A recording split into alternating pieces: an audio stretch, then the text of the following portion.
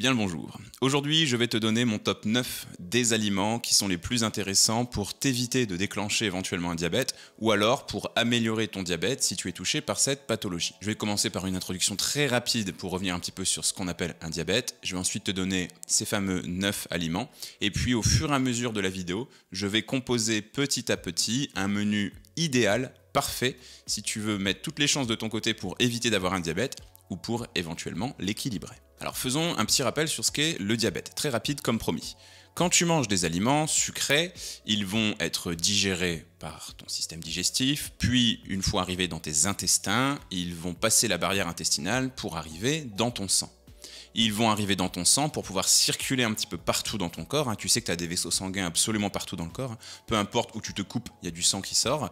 Et le but de ces vaisseaux sanguins, c'est du coup d'acheminer ce sucre pour nourrir des cellules, pour leur apporter de l'énergie. Tu vois, par exemple, moi là, je suis en train de bouger les bras, je parle, j'ai mon cerveau qui fonctionne. Donc là, le sucre, le carburant est en train d'arriver dans ces organes pour leur fournir l'énergie nécessaire. En parallèle de ça, tu as un organe qu'on appelle le pancréas, qui est pas très loin du foie, qui va fabriquer quelque chose qu'on appelle de l'insuline. L'insuline, c'est comme une clé qui va ouvrir la porte de tes cellules pour que le sucre puisse y entrer afin de servir de carburant. L'insuline, c'est un peu comme la clé du réservoir de ta voiture si jamais il y en a une. Quand tu manges du sucre, le taux de sucre que tu as dans le sang qu'on appelle la glycémie augmente. Si cette glycémie monte trop haut, c'est-à-dire que si tu as trop de sucre dans le sang, tu es dans une situation qu'on appelle l'hyperglycémie. A l'inverse, quand tu as très faim et que tu manques de sucre, tu es dans une situation qu'on appelle l'hypoglycémie. Eh bien, le diabète, c'est une maladie chronique qui est caractérisée par une hyperglycémie assez importante, supérieure à 1,26 g de sucre par litre de sang, mesure qui souvent est faite sur une prise de sang à jeun. Soit tu as un diabète de type 1 et tu es un petit peu né avec ce diabète, même s'il peut se déclencher quelques années après ta naissance, et finalement ton pancréas ne va pas réussir à fabriquer suffisamment d'insuline. Encore une fois, c'est un petit peu un raccourci, mais retiens ça. Soit tu as un diabète de type 2, donc un diabète acquis au fil des années, souvent à cause d'habitudes alimentaires qui ne sont pas forcément très équilibrées. Et en fait, c'est un problème différent, puisque cette fois, c'est l'insuline qui perd en efficacité au fil du temps. Il peut y avoir d'autres diabètes, notamment le diabète gestationnel, le diabète des femmes enceintes, mais ce n'est pas ce qui nous intéresse ici. Mais dans tous les cas, le résultat, c'est le même, tu as trop de sucre dans le sang. Attention parce que le diabète de type 2, il est réversible. Tu peux tout à fait faire disparaître ton diabète. D'ailleurs, parfois, on a ce qu'on appelle des prédiabètes. Ça veut dire que tu as quelques prises de sang avec une hyperglycémie qui est répétée et ton médecin ou ton endocrinologue il va dire « Faites un petit peu attention, monsieur ou madame ». Le but de la vidéo, justement, c'est que si tu es en prédiabète, évitez d'avoir un diabète qui s'installe vraiment. Ce fameux diabète de type 2 que l'on acquit au fil des années. Si tu as un diabète de type 1, c'est pas une fatalité non plus. On peut vivre très vieux et en bonne santé en ayant un diabète de type 1, à condition qu'il soit équilibré. Et encore une fois, c'est le but de cette vidéo. Bien, allons-y pour le top 9 des aliments que je vais te conseiller. Je tiens à te préciser qu'ici, je ne vais pas te dire de manger moins de sucre, tu le sais. Je vais vraiment te parler de 9 aliments assez originaux, assez typiques, qui peuvent vraiment changer la donne. Et le premier dont je souhaite te parler, c'est la cannelle. La cannelle, c'est une épice qui a été utilisée dans beaucoup d'études scientifiques, dont une que je te remets juste ici, et qui a comme propriété de pouvoir diminuer la glycémie, donc de diminuer la quantité de sucre que tu as dans le sang. Comment est-ce qu'elle fait ça? Eh bien, elle contient des molécules qu'on appelle des polyphénols, qui vont un petit peu imiter l'action de l'insuline, donc rendre ton insuline plus efficace une fois à l'entrée de tes cellules et donc du coup optimiser leur efficacité. Ça va donc permettre au sucre que tu as dans le sang de plus facilement rentrer dans tes cellules, donc d'être utilisé comme carburant, donc d'avoir moins de sucre dans le sang, tu l'auras bien compris. En plus de ça, la cannelle c'est une épice qui a un goût très fort, qui peut facilement donner du goût à des aliments dans lesquels tu aurais pu rajouter du sucre. Moi je te donne un exemple, je mets souvent de la cannelle dans mes flocons d'avoine le matin, voire dans les laitages que je prends en dessert.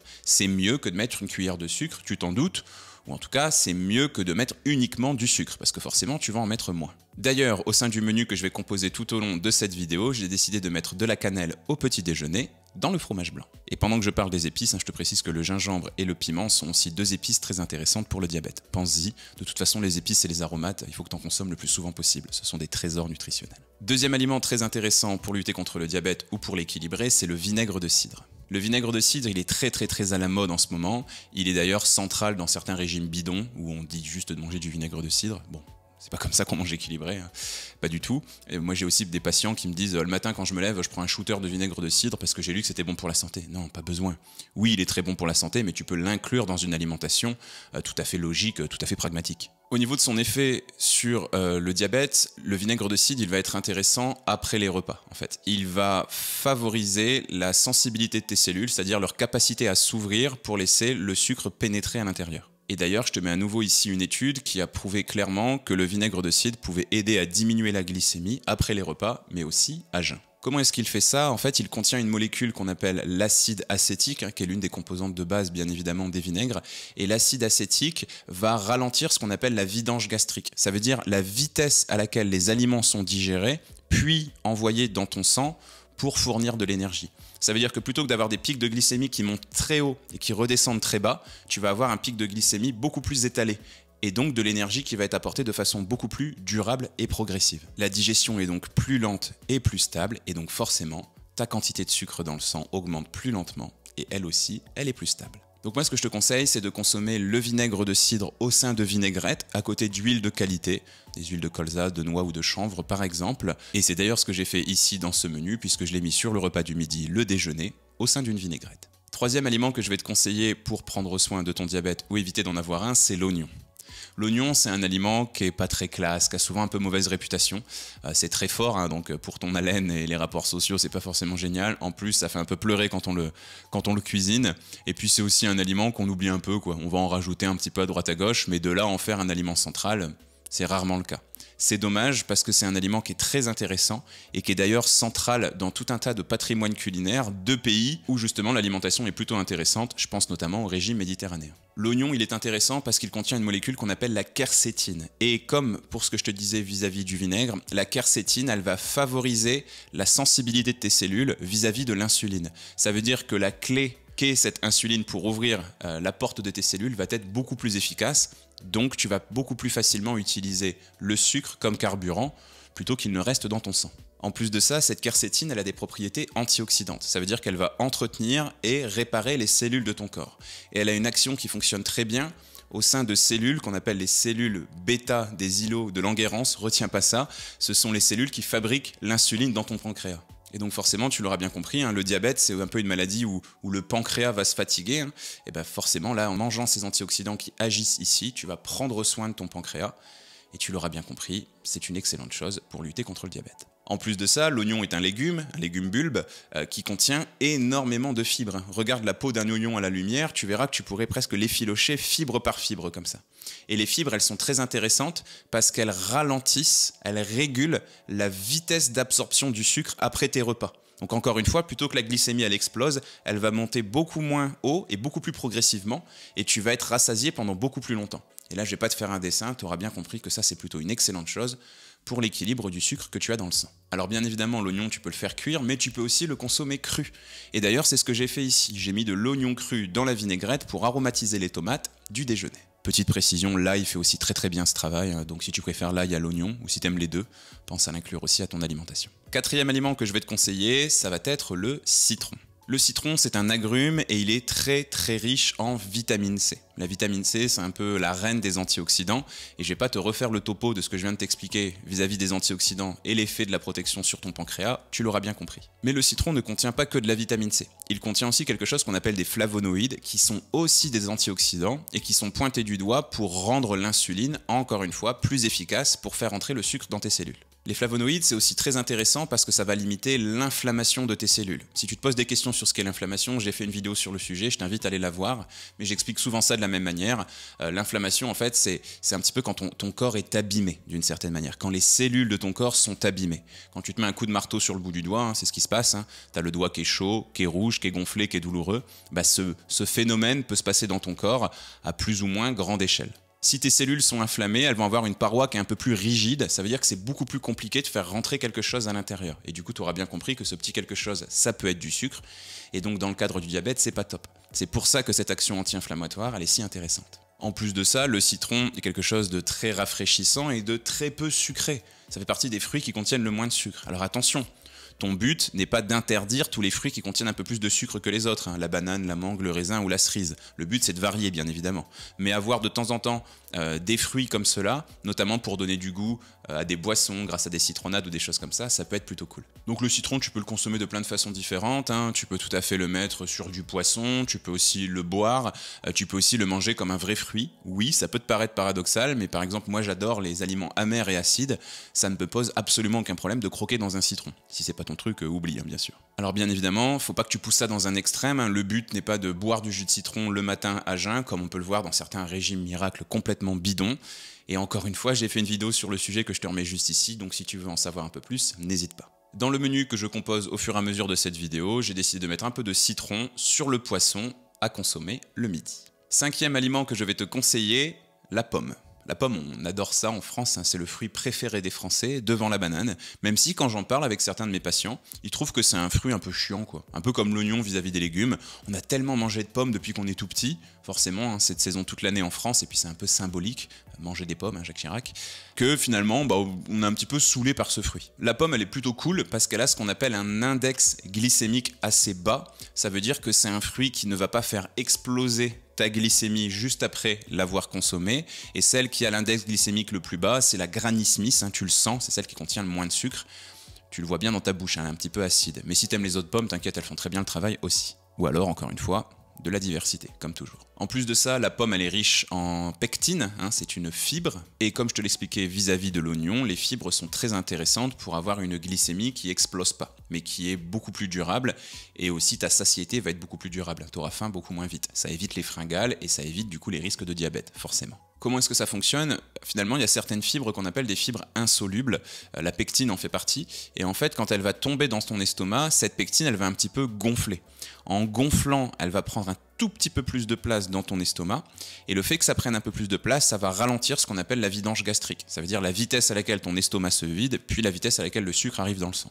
Et ça fait au moins 3 fois que je te l'explique dans la vidéo, normalement tu l'as bien compris. Et puis en parallèle de tout ça, hein, comme beaucoup de fruits et de légumes que tu vas consommer crus notamment, la pomme contient de la vitamine C, contient tout un tas d'antioxydants qui vont protéger l'intégrité de ton pancréas. Mais ça aussi tu l'as bien compris. Par contre, au niveau de la pomme, là il n'y a pas d'excuse. Ne consomme que des pommes françaises. Ça n'a absolument aucun sens d'aller chercher des pommes, tout comme des poires, qui viendraient d'un autre pays que la France. Alors certains me disent oui, t'es chauvin, etc. Ça n'a rien à voir avec ça. Essayons dans un premier temps de protéger le savoir-faire français. Essayons de prendre soin de nos agriculteurs, hein. Tu l'as vu il y a quelques temps, ils étaient dans les rues avec ce slogan « On marche sur la tête ». Bah, si tu veux mon avis, consommer une pomme qui vient du Pérou, du Maroc, du Brésil ou de Chine, c'est complètement marcher sur la tête. Il y a des producteurs de pommes absolument partout en France. En plus de ça, deuxième chose, si tu prends des pommes qui viennent de l'autre bout du monde, il faut les protéger si elles font 3, 5, 7 jours de bateau en chambre froide. Donc souvent, c'est des pommes dans lesquelles on va rajouter beaucoup de pesticides et insecticides. Alors que si tu prends des pommes françaises, tu pourras beaucoup plus facilement tomber sur des pommes bio ou des pommes issues d'une agriculture raisonnée, donc des pommes qui sont beaucoup plus intéressantes pour ta santé et qui vont pas exploser les compteurs. Si tu trouves que les pommes elles sont trop chères en grande surface quand elles sont bio, je suis entièrement d'accord avec toi, le meilleur moyen de consommer du bio, c'est d'aller chez le producteur. Encore une fois, j'ai fait une vidéo sur comment ne pas exploser ton budget et manger équilibré, va la voir si tu veux avoir quelques indices. Par contre, la pomme, elle est intéressante quand elle est entière, hein. Sous forme de jus, c'est pas intéressant du tout, comme n'importe quel fruit ou n'importe quel légume de toute façon. Donc essaye vraiment de la consommer fraîche, entière et avec la peau. Et ici, dans le menu, j'ai décidé d'en faire le fruit de la collation. 6e aliment que je vais te conseiller, ce sont les épinards. Alors après l'oignon et après la pomme, on est à nouveau sur un aliment qui n'a pas forcément une excellente réputation. Je vais être transparent avec toi, il y a beaucoup de personnes qui détestent les épinards et c'est complètement mon cas. J'essaye de regoûter très souvent, dès que j'en ai l'occasion, je regoute les aliments que j'aime pas. Les épinards, c'est pas possible, dès que j'en mange une toute petite pointe au bout d'une cuillère ou d'une fourchette, je fonce à la poubelle, je suis à 2 doigts de vomir. Si c'est ton cas, ne te force pas. Il y a 9 aliments dans la vidéo, t'es pas obligé de manger les 9. Les épinards sont intéressants parce que comme tous les végétaux, ils contiennent quand même pas mal de fibres, hein. Ce sont des feuilles, difficile de faire plus fibreux qu'une feuille. Par contre, attention à quelque chose, hein, les épinards, ce sont des choses qui sont assez légères. De toute façon, toutes les feuilles que tu vas manger, la salade, le cresson, les côtes de blettes, c'est quand même des choses qui ne pèsent pas beaucoup dans une assiette, quoi. Donc il faut en mettre une sacrée quantité pour avoir une portion intéressante que je mettrai aux alentours de 150 grammes. Mais les épinards sont aussi intéressantes pour autre chose, elles contiennent un petit peu de vitamine A, ce qui est plutôt rare pour un légume. Et cette vitamine A, elle va être intéressante parce qu'elle protège la santé de tes yeux. Et tu sais peut-être que quand on a un diabète, on a les plus petits vaisseaux sanguins qui sont particulièrement menacés. Donc les vaisseaux sanguins que tu vas avoir sous ton pied et les vaisseaux sanguins que tu as derrière ton nerf optique. Et c'est en ça que je te conseille de manger souvent des épinards parce que du coup tu vas protéger un petit peu tes yeux de cette complication que l'on retrouve parfois chez les diabétiques. En plus de ça, les épinards contiennent de la vitamine B9, ce qu'on appelle des folates ou de l'acide folique. Si tu es une femme enceinte ou si tu as déjà eu des bébés, tu sais à quel point c'est très important parce que la vitamine B9, elle permet d'optimiser la fabrication et la régénération de certaines cellules. Et comme dans le cadre du diabète ou dans le prédiabète, on a les cellules du pancréas qui commencent à fatiguer un petit peu, ça peut être intéressant d'avoir suffisamment de B9 pour permettre une réparation de ces fameuses cellules. Et enfin, autre intérêt des épinards, décidément il y en a quand même pas mal, ils contiennent une molécule qu'on appelle de l'acide alpha-lipoïque. Et cet acide, elle est intéressante parce qu'elle va activer les récepteurs à l'insuline que tu as à la surface de certaines de tes cellules. Donc encore une fois, l'insuline va être beaucoup plus efficace pour faire rentrer le sucre à l'intérieur de tes cellules et donc éliminer le sucre que tu as dans le sang. Moi je te conseille de surtout les consommer crus pour bien protéger les minéraux, les antioxydants et les vitamines que les épinards contiennent. Et ici, j'ai décidé d'en mettre crus en salade au dîner. Septième aliment que je vais te conseiller, ce sont les pois chiches. Encore une fois, on y revient, décidément, j'ai même pas fait exprès, mais on est encore une fois sur un aliment qui n'a pas une excellente réputation. Moi, j'ai beaucoup de patients qui me disent que les pois chiches, ça leur donne des gaz. Astuce toute simple, tu mets une petite pincée de cumin en poudre dans tes pois chiches et tu verras que les ballonnements, c'est fini. Les pois chiches sont intéressants parce qu'ils font partie de la famille des féculents, tout comme les tubercules, pommes de terre, patates douces, et tout comme les céréales, le riz, le quinoa, le blé, ce genre de choses. Et ils vont apporter ce qu'on appelle de l'amidon, c'est-à-dire des sucres lents. Mais tu as certains aliments qui contiennent des sucres lents qui vont être digérés assez facilement. La farine de blé, la pomme de terre, qui est très bourrative mais qui est digérée très rapidement, parce qu'il n'y a pas de fibres associées. Et l'originalité des légumineuses, et particulièrement du pois chiche, c'est que tu as les sucres lents, mais les fibres ensemble. Et comme je te l'explique depuis le début de la vidéo, les fibres, c'est top pour lutter contre le diabète. En plus de contenir des sucres lents et des fibres, les pois chiches, tout comme toutes les légumineuses, contiennent aussi pas mal de protéines. C'est pour ça que les végétariens et végétariennes en consomment souvent pour remplacer la viande, le poisson et les œufs. Et il est clairement prouvé scientifiquement que plus tu as de nutriments différents dans ton estomac, mieux c'est pour lutter contre le diabète. En gros, si tu consommes que du sucre, c'est pas une excellente idée, mais si tu as du sucre, plus des fibres, plus du gras, et plus des protéines, ton estomac doit beaucoup plus travailler. La vidange gastrique, encore une fois, se fait beaucoup moins vite. Et encore une fois, tu as compris que c'est excellent pour lutter contre le diabète. Les protéines, elles sont aussi très cool parce qu'elles nourrissent. Ça cale beaucoup les protéines. Donc ça va augmenter la satiété de tes repas. Tu vas être calé plus longtemps et plus rapidement. Et donc du coup, ça c'est cool parce que ça évite les fringales. Pourquoi c'est intéressant? Parce que souvent, quand on a des fringales, on a des pulsions sucrées. Et pulsions sucrées et diabète, ça fait pas bon ménage. Moi, je te conseille de consommer des légumineuses en guise de féculents au moins 2 à 3 fois par semaine. Essaye notamment de mettre ça à la place de tout ce qui est féculent industriel, les gnocchis, les pâtes à quiche, les pâtes à tarte, les frites surgelées, les raviolis en boîte, tu vois. Ça, c'est vraiment des choses que tu peux mettre un petit peu de côté. Et puis, si tu as la flemme de les faire tremper 15 heures dans de l'eau froide, il n'y a aucun problème par rapport à ça. Tu peux prendre des pois chiches en bocal. Dans le menu qu'on compose tout au long de cette vidéo, je les ai mis au dîner au sein d'une salade composée. Huitième et avant-dernier aliment que je vais te conseiller, ce sont les amandes. Bon, ici, j'ai pris les amandes. En réalité, j'aurais pu prendre aussi les noix ou les noisettes. Je parle surtout des fruits à coque les plus intéressants ici. Si tu as déjà mangé des amandes complètes, tu t'es peut-être rendu compte que parfois il y avait des petites choses qui se coinçaient entre tes dents. Ces choses qui se coincent entre tes dents, ce sont des fibres. Et encore une fois, tu auras bien compris que c'est ce qu'on recherche ici. Mais dans les fruits à coque, même si on n'en consomme pas des quantités phénoménales, il y a quand même un petit peu de protéines. Attention, faut pas tout confondre. Quand tu consommes 200 grammes de pois chiches ou quand tu consommes 150 grammes de poulet, bien évidemment que tu as beaucoup plus de protéines à l'intérieur que dans 15 grammes de fruits à coque. Mais quand on peut aller chercher des petites protéines comme ça à droite à gauche, notamment si tu mets 2 poignées de fruits à coque par jour, c'est toujours intéressant. Mais ce qui nous intéresse surtout dans les fruits à coque tels que les amandes, c'est le fait qu'elles contiennent des oméga 3, c'est-à-dire des très bonnes graisses. Ces oméga 3 sont intéressants parce que premièrement, ils vont éviter que tu aies un taux de cholestérol trop élevé. Et un taux de cholestérol trop élevé, ça fait partie des complications du diabète. Deuxièmement, les oméga 3 vont rentrer dans la composition de la paroi des cellules de ton organisme. Ça va rendre la paroi de tes cellules un petit peu plus fluide. Et plus la paroi de tes cellules est fluide, plus l'insuline est efficace pour y faire rentrer du sucre. Et puis troisièmement, les oméga 3 vont limiter la synthèse de certaines molécules qu'on appelle des cytokines qui sont pro-inflammatoires, c'est-à-dire qui vont augmenter l'inflammation dans ton corps. Et je te mets ici une étude qui a prouvé que c'était une excellente chose pour la santé de ton pancréas et pour l'efficacité de ton insuline. Je te conseille de manger au moins 1 ou 2 poignées de fruits à coque par jour, 10 à 15 grammes si t'es une femme, 15 à 20 grammes si t'es un homme, et évite les fruits à coque qui sont salés et grillés. Ça pour le coup, c'est pas intéressant.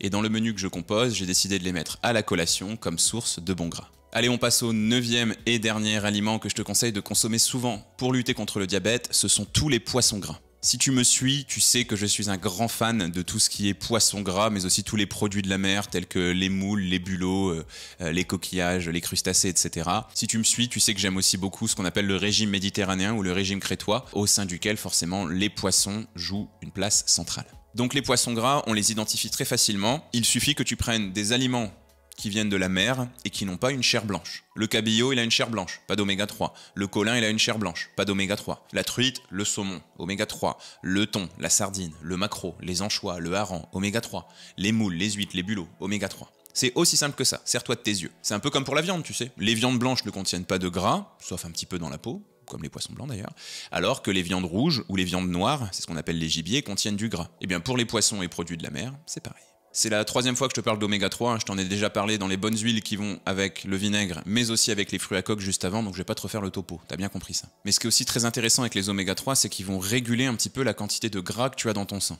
Ils vont permettre de diminuer un petit peu la quantité de triglycérides que tu peux avoir.